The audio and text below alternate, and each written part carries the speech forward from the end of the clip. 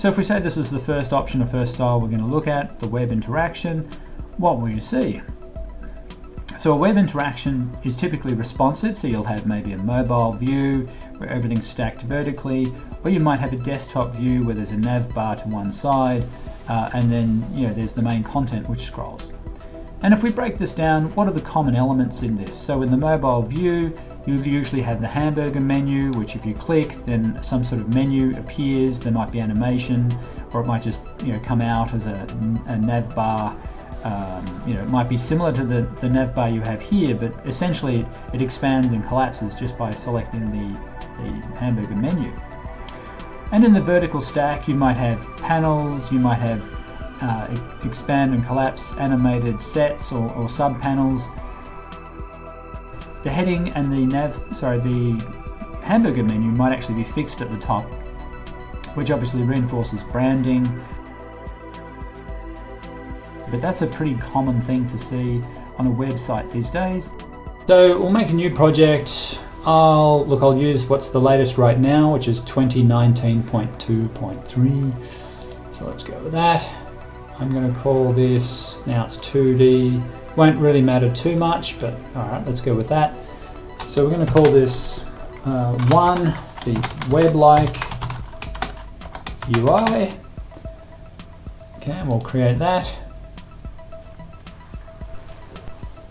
Let's just make this a proper, sample scene, fine. Let's change its name to UI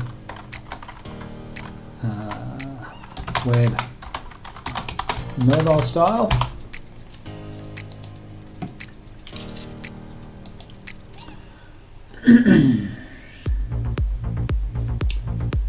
Okay, so let's make a panel. Now we have choices here. I'm using F to zoom in. We have choices, by the way, on whether we use, if we look at UI, TextMesh Pro or not. Now TextMesh Pro is included with Unity since sometime last year in the 2018s. So why not? I mean, let's include this. Now if we choose one of these, here we go, it'll tell us to import it. Okay, come here. So we do import TextMesh Pro Essentials, which is really using the package manager behind the scenes. So I could have done this in a different way, but that's fine.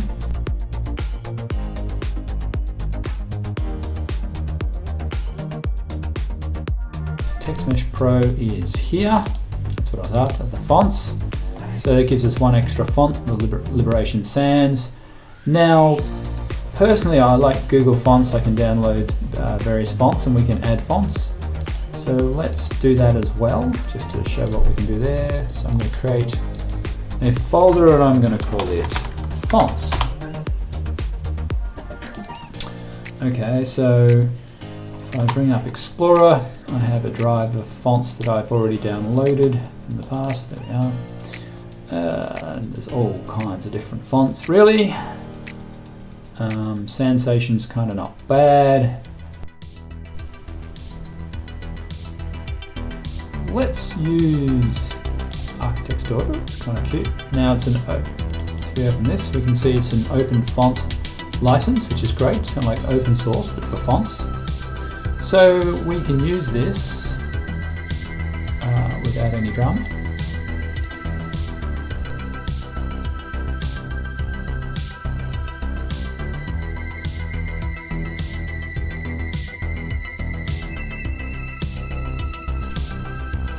So in this panel,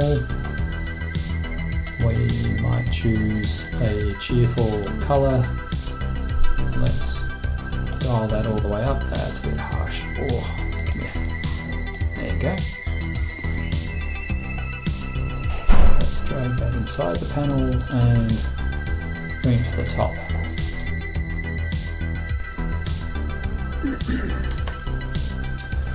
So here we have the Affinity Designer, which we can use to design some of our visual elements.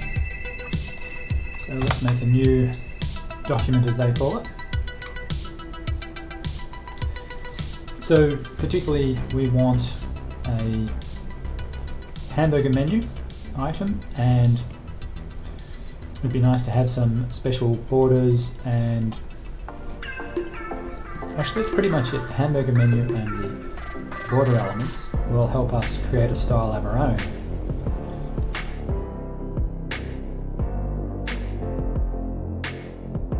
So let's have a look in Unity. So let's make a heading. Also, we'll make our heading panel.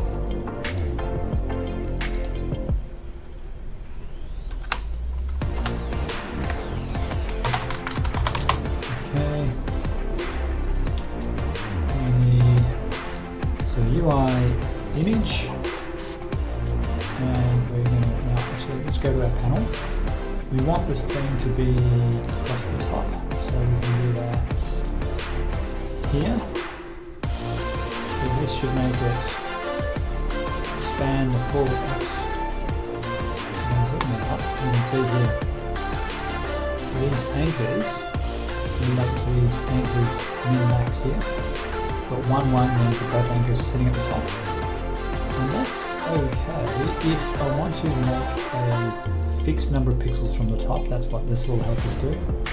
So for instance, let's talk about anchors for a minute. So if I make it from 0 to 1 and we zero all this out, the anchors will span the entire screen. So this will actually fill the canvas, whatever size the canvas is, and the canvas will span the screen. So you can see this when you go to the game here, how it's spanning the screen here. If we change from free aspect to 5:4, same thing happens. It'll always fill the screen. 4:3. So we can change. This is effectively how Unity does something like a responsive design. So now if we go back to the scene view. Now what we can do is, one thing we can do is we can have a min from 0.9, and you'll see the anchors have moved up. And then you have this delta in pixels from that anchor, say 0. Now this is essentially 90%, sorry, this is a 90% from this bottom all the way up to here, so 10% here. And it means that all these things are fitting within that panel. So now, for instance, with the image, we want that to be on the left. So right now, because the anchors are 0.5, 0.5, 0.5, the anchors aren't driving the size because the min and max are the same. It doesn't matter what these numbers are, if they're the same, the anchors don't drive the scale, and instead it's all about pixels. So 100 wide, 100 tall. If we make this, say, because this anchor percentage will work within this space, because it's a child of the panel, the heading panel. So if we make this vertical, like 100% vertical, that means from 0 as the minimum to 1 for the image, and we get rid of this top and bottom difference, and now it fits exactly into there. And then we want it to go over to the left, so we can actually just say 0, 0, and zero that out, and now all that has to change is the width. Sorry, one other thing. Because the pivot is 0.5, the pivot point of this image is right in the center. So if I make this 0, the pivot point will be the left. So we can now make this 0, and it means that we've pinned this image. So this is where we want to put the hamburger menu image. We've pinned the left of that, of this image, to the left of the screen. So regardless of screen size now, that will always be at that left point. If I change the aspect, okay, so it's going to scale vertically or shrink vertically to meet whatever need is required there. Now we can change that if we want the top to be a fixed height, and actually I think that's a good idea in pixels. Then instead of using let's go back to 3 aspect. Instead of using come on. Let's go yes. Okay, right.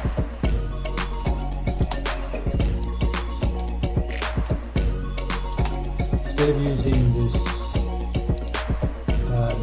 90% to 100% range, if you make this 1, like this, we can then, again, let's make the pivot point 1, so we'll make it pin to the top, and then the height can be whatever we want to set it to be. So let's say 100. So now this heading panel is always going to be 100 pixels tall, no matter how big the screen is. So let's just hope you don't have a 100 pixel screen. Fortunately, very few people do. Now the image, if we make this, okay, 100 pixels wide, because this is 100 pixels tall, this is now square, and we can set the image to be, let's go to our images, we have a hamburger menu here, let's make sure, okay, that was 256, and we want alpha is transparency, good. We should go to the sprite editor and just make sure that the corners are observed. So here we want the 9x9 slice. Where are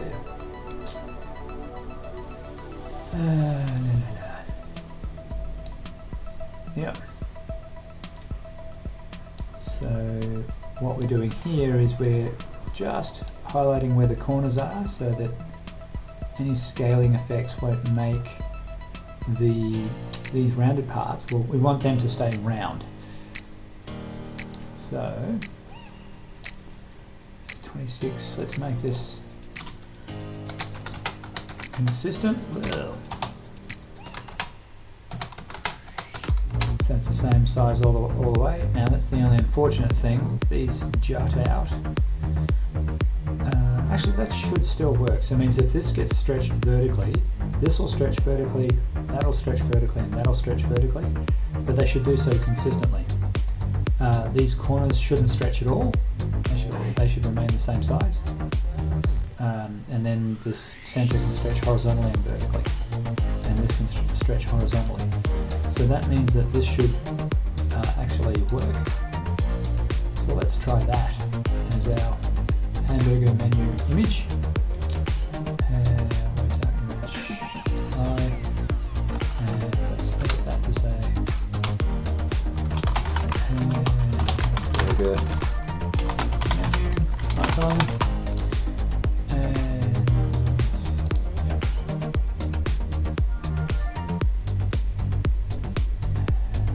This one goes into there.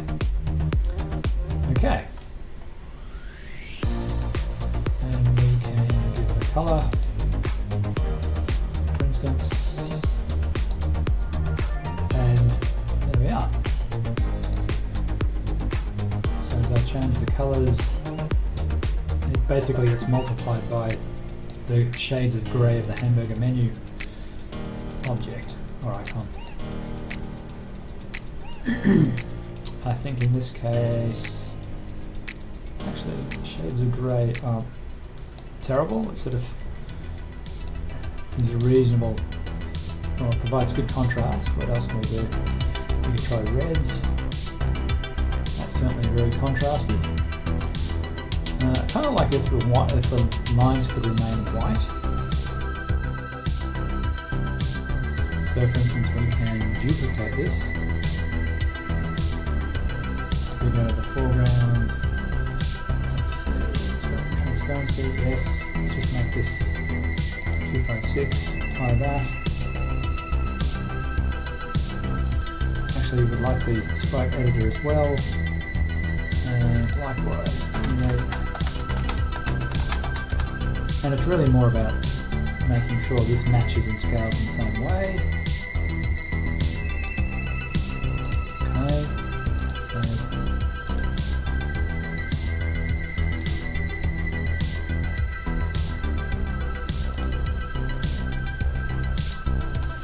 let's call this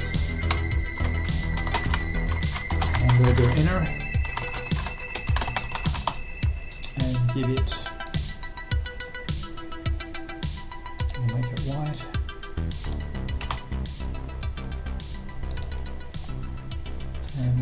the hamburger come on, foreground into here. And there we are, so it's sitting on top of that background. And if we hit play,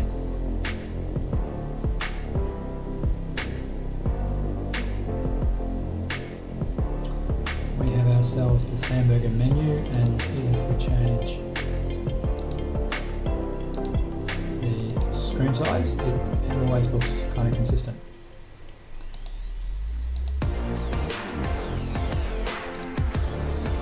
Okay, so let's go back to free aspect.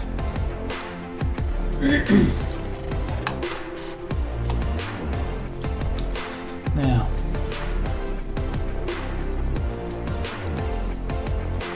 this text,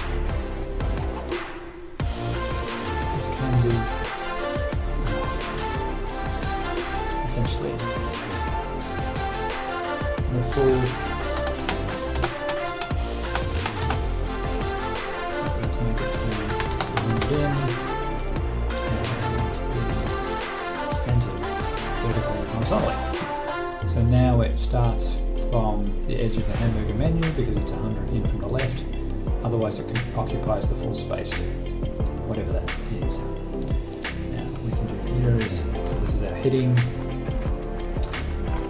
Let's call this web like heading.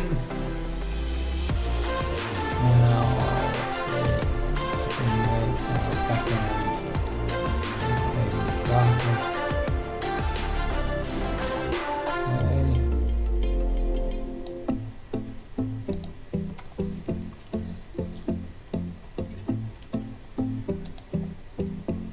Now I'm a massive fan of having a dark overall background, so let's make a dark grey, and greys and oranges tend to work well as a colour scheme, so now let's drag this to the background.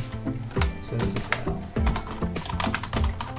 background colour, and we'll make it a grey, somewhere about there.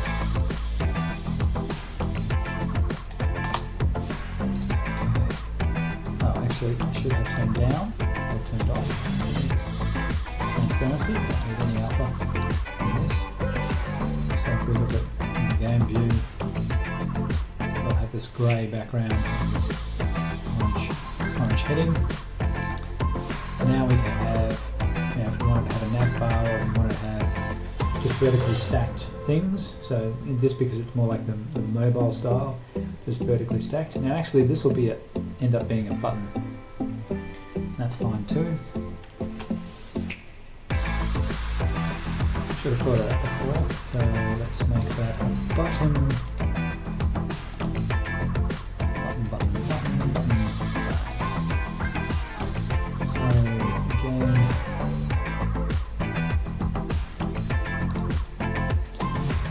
can make that our hamburger foreground. And we don't need any text,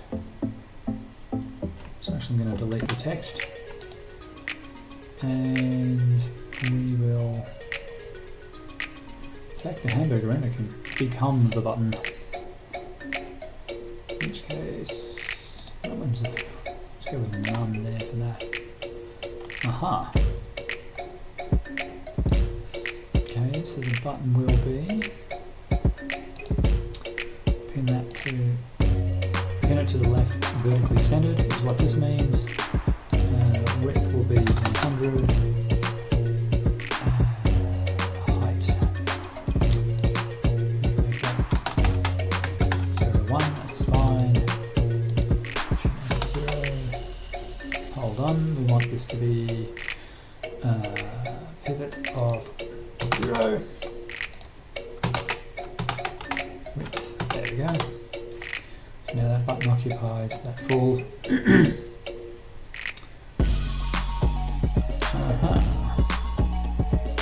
Oh, in that case, let's get rid of that.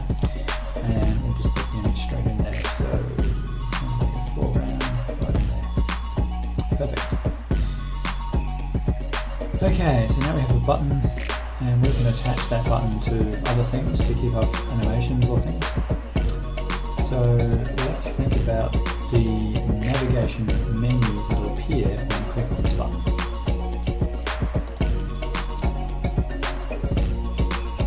So we can create a new panel. Of the canvas, this should be probably pinned at the top left, which also means the pivot ideally should be at the top left. Now Y, the Y direction runs from 0 up to 100%, so we'll make that 0x, which is left, and a Y pivot of 1, which pins the anchor at the top. We want to be vertically 100 pixels down, so we want the navigation to be below there. We could even have a little gap if we wanted. So let's make this 100 pixels down. Let's make the height, that is a bit of fun.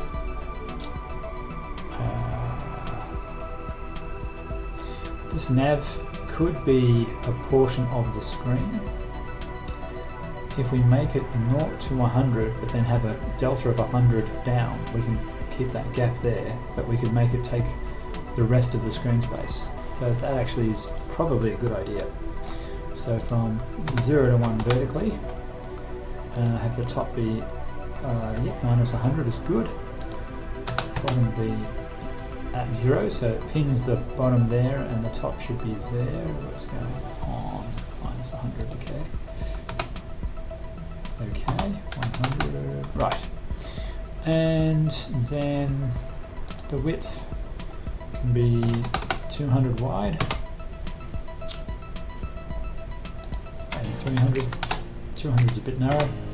And so the point is now we can put items in here, and this thing can appear and disappear based on the whole menu bar, the hamburger menu button. So this will be our nav menu.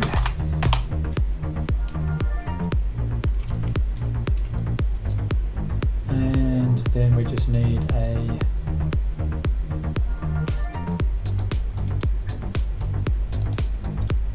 another panel for the body.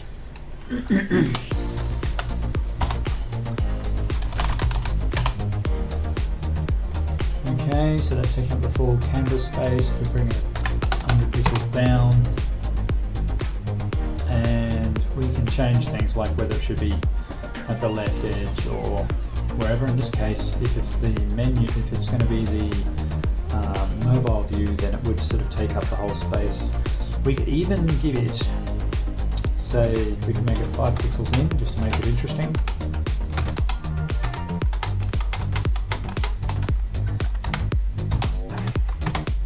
And that kind of lets the dark background sit on the outside like that. It's just kind of emphasizes the role of everything. Let's do the same for the nav, so they sort of sit aligned.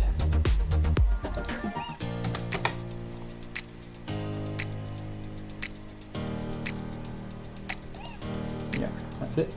Good. Okay, so now we have the basic layout. Now the body should have a similar orange to this, but probably be a lighter shade. So where's that body? Let us do this and okay, let's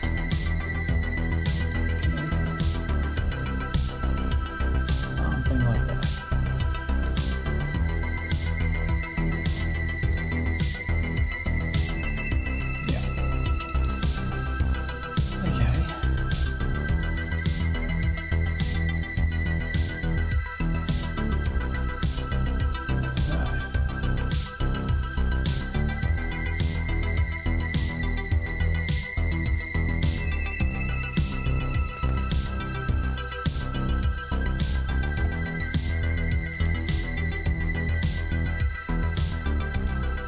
Body, we can also have some text.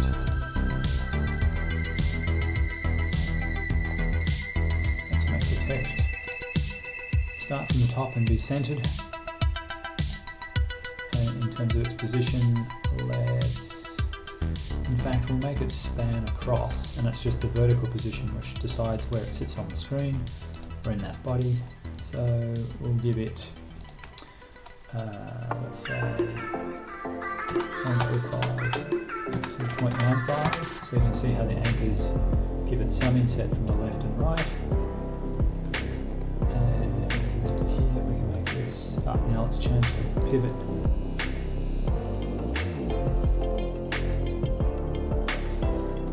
Alright, so let's pin this text to the box, and here's the dimensions. So 0 out, left offset, top offset, height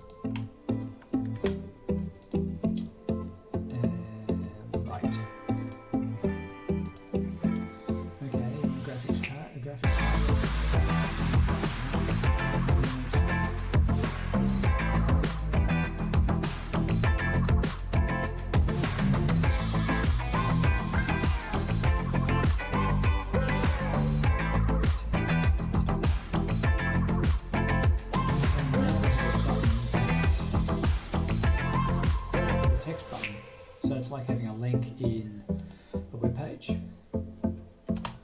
What I'm doing here is, let's copy this text. So we'll take that out of there.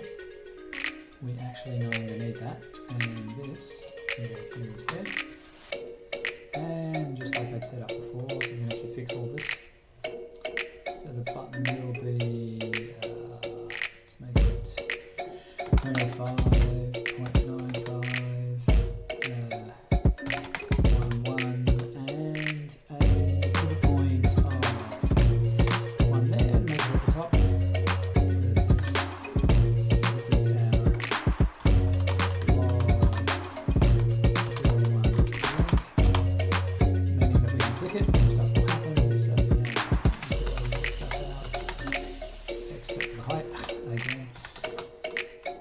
I need to change the font size, not 36, make it 30, and okay. Let's leave it with justified. That's fine.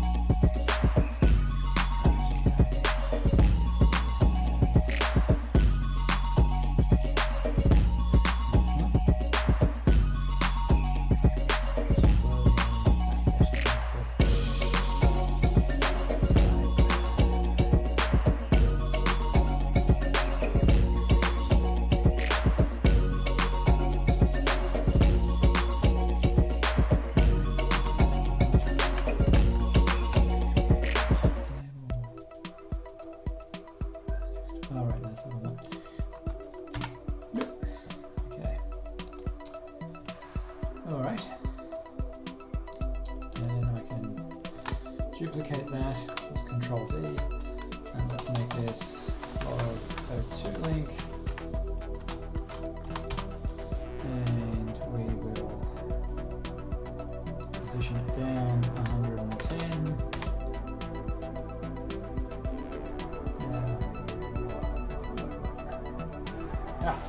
Wrong direction. It needs to be minus to take it in a downward direction. And we need to change the text, so this will be the second log entry. Log entry.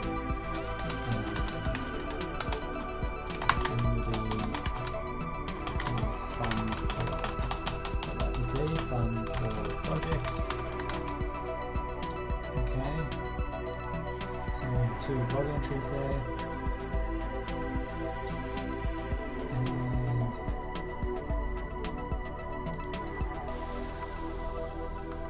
In the nav menu, we can actually do the same thing. So I'll just take one of these and drag it into the nav menu. And this will be log. Now, this has a different space, so that's 0, 0, yep, that's fine. And here, I'll just say, oops. Okay.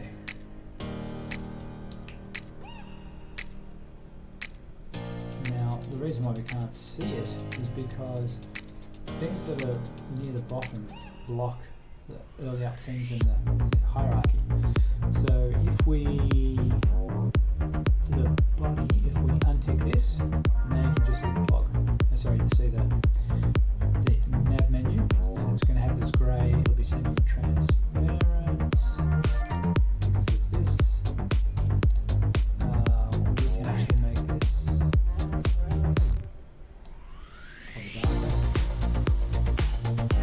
like this. So this will give it just a faint transparency, so you can kind of see what's a hint of what's behind it. And then this way the entries will kind of stand out, so it's white or grey.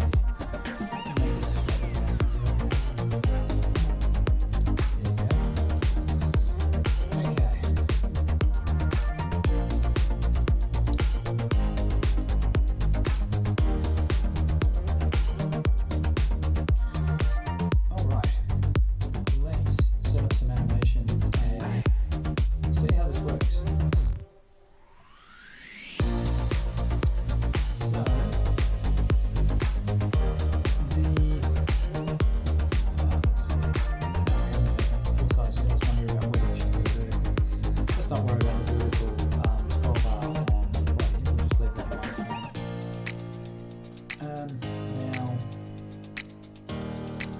what we want this button to trigger the nav panel, and the nav panel can slide in. So that'll be the animation is to slide in. Now, obviously it's going to slide out. So there'll be states of nav invisible, nav invisible.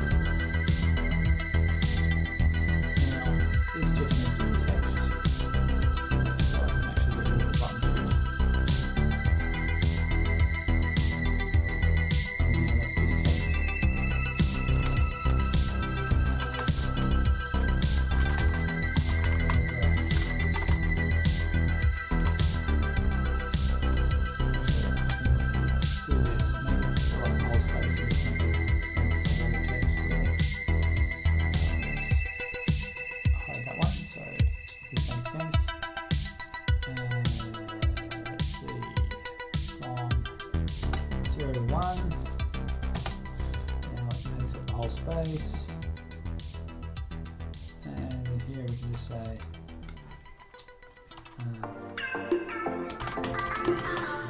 wheels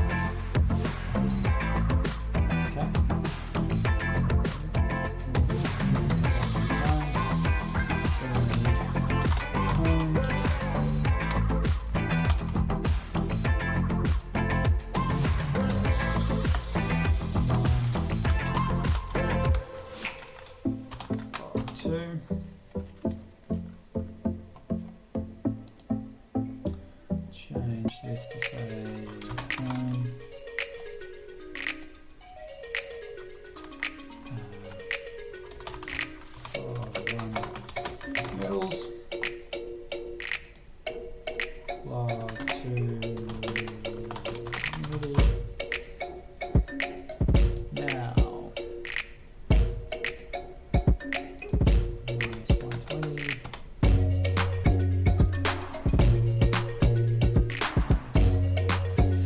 240.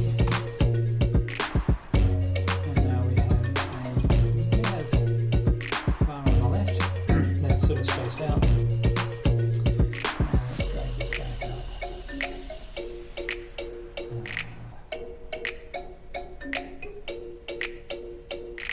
Here.